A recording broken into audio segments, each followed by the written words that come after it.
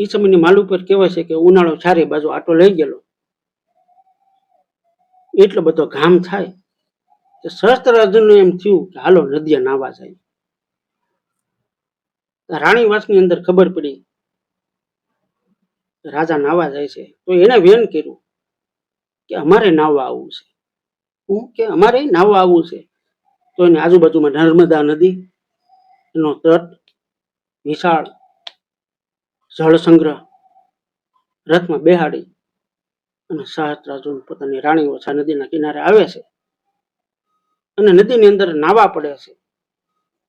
તો પાણી તો ગોઠણે ગોઠણે.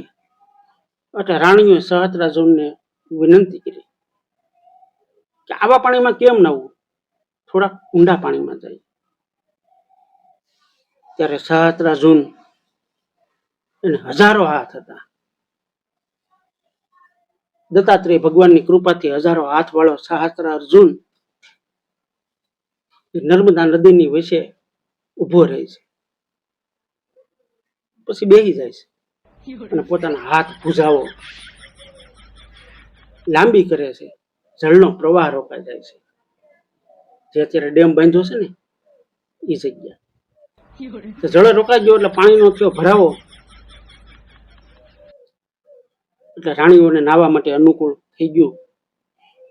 પણ કહેવાય છે કે એ સમયે રાવણ પણ વિશ્વને જીતવા માટે નીકળેલો લંકાથી પોતાના સૈનિકો સાથે. પવિત્ર નદીના કિનારે આવીને ઉપલા ભાગની અંદર એને એમ થયું કે અહીંયા શિવજીનો યજ્ઞ કરવાનું સ્થળ સારું છે. તો નદીના પટની અંદર યજ્ઞ કરે છે. આજુબાજુ સૈનિકો યજ્ઞ ચાલુ છે.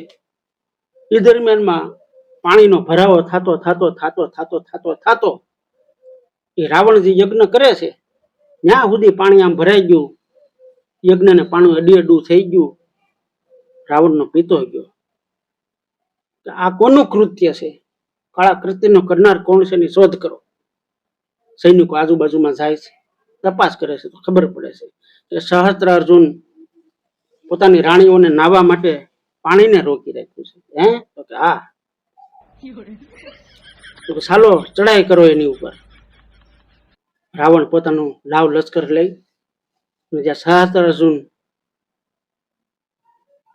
પાણીને રોકીને બેઠો તો ત્યાં જઈને પડકાર કર્યો કે થઈ જા માટી. સહસ્ત્રાર્જુન ઉભો થયો કે માટી ન થવાય, તમે કોણ ભાઈ? તો કે હું રાવણ, લંકાનો રાજા, લંકાપતિ. ત્યારે સહસ્ત્રાર્જુને વિનંતી કરી કે ભાઈ રાવણ, અમારા દેશની સંસ્કૃતિ છે કે અહીંયા આવનારને સ્વાગત કરવું, એની સાથે લડાઈ ન કરવી, એને આગતા સ્વાગતા કરવી. અતિથિ દેવો ભવ. ત્યારે રાવણ કે ભાઈ અતિથિ દેવો ભવ કાંઈ નથી, તેવડ હોય તો થા માટી. કે પછી તો ધમાસણ યુદ્ધ થયું નર્મદાને કિનારે. રાવણ ભૂંડી પેટનો હાર્યો. એટલે સહસ્ત્રાર્જુને રાવણને બંદીવાન બનાવી અને નદીની વિશે થોડોક ટાપુ જેવું હતું ત્યાં ખંડેરની અંદર હાકડુંથી એ રાવણને બાંધી દીધો છે. હાથ ને પગ દિવાલ સાથે ચડી દીધા, હાકડુંથી બાંધી. પોતાનું કાર્ય પતાવી સહસ્ત્રાર્જુન પોતાની રાજધાની તરફ જાય છે.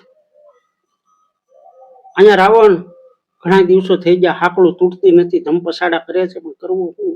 છેવટે ભગવાનનું સ્મરણ કર્યું એટલે ભગવાને પોતાના ભગત